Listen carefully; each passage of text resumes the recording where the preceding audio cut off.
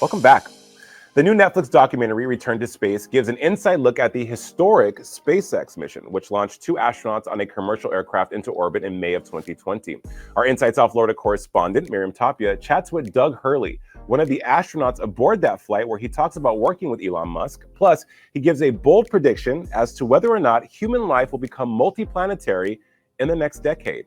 Watch. Earth is the cradle of humanity, but you cannot stay in the cradle forever. Demonstration Mission 2 is going to be the first time a commercially built spacecraft will launch people to the space station. We'll launch American astronauts from American soil for the first time in 9 years. Good morning, Doug and Karen. It's such a pleasure to have you on Inside South Florida this morning. How are both of you doing? Good morning, doing great. Yeah, glad to be with you.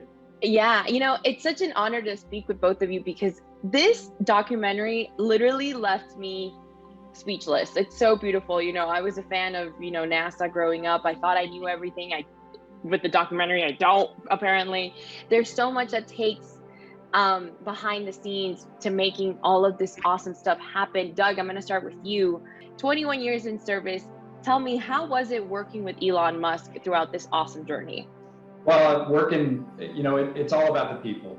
And we made some just wonderful friendships that will last for a lifetime with the people of SpaceX, the many, many, many people that we worked with over the, 5-6 years that we were heavily involved. And, Elon certainly is part of that. We got to know him fairly well initially, but really it came together the last couple of years when we were getting ready to go fly. But yeah, just an incredible experience. But really, as I think the film captures, it's all about the people.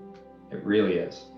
It's so interesting, right? Because in the 2 hours watching the documentary, we're seeing a side of Elon that I think nobody has seen, right? This film is the documentary is humanizing him. And Karen, for you, it's very interesting to see your partner go up in space because you've done that, right? You're an astronaut. Tell me some of the emotions that go through you when you see this type of launch. I'm sure it's different, but the same, right? It's actually totally different than when you're in the rocket yourself. When you're the crew member, it's very, I noticed I would get a little anxious, kind of like a Christmas morning type anxious, excited, but not nervous. Now watching him go, especially with my son there with me, is actually pretty nerve-wracking. I was squeezing Jack pretty tight in the countdown. And then, of course, once the rocket was off the pad, we started celebrating, knowing he still had another 8 minutes of a very risky ride into space.